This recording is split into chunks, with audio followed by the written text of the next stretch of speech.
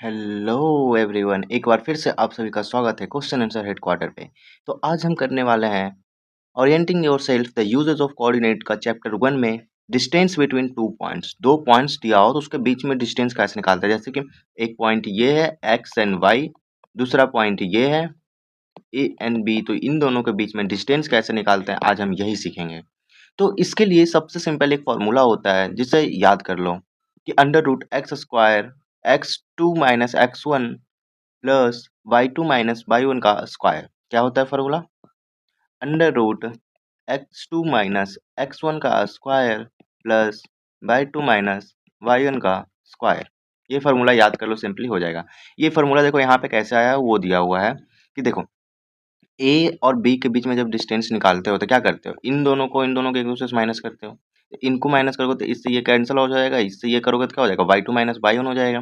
फिर इन दो कोऑर्डिनेट का निकालोगे तो क्या हो जाएगा, x2 से x2 का x2 और y2 से y2 कैंसिल हो जाएगा और क्या बच जाएगा, बच क्या जाएगा x2 से x1। तो क्या आ गया x1 x2।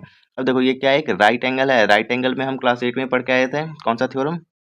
सही पकड़े, वही तो थ्योरम। बस देखो लग गया। इनका क्या होता है, under root x2 minus x1, मतलब कि इसका इसका वैल्यू का सम हो जाता है ना। बस वही कर दिया है। ठीक है, कितना सिंपल था।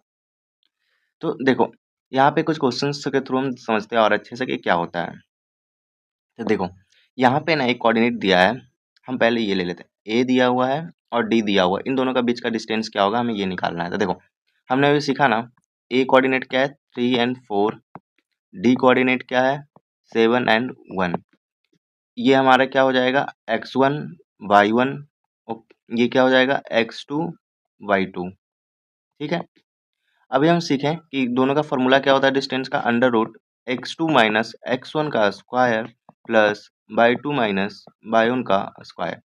तो x2 माइनस x1 क्या हो जाएगा, x2 देखो ये रहा 7, x1 कितना है 3, 7 माइनस 3 कितना हो जाएगा 4, 4 का स्क्वायर प्लस y2 कितना है 1 और y1 कितना है 4, 1 माइनस 4 कितना हो जाएगा -3, -3 का स्क्वायर।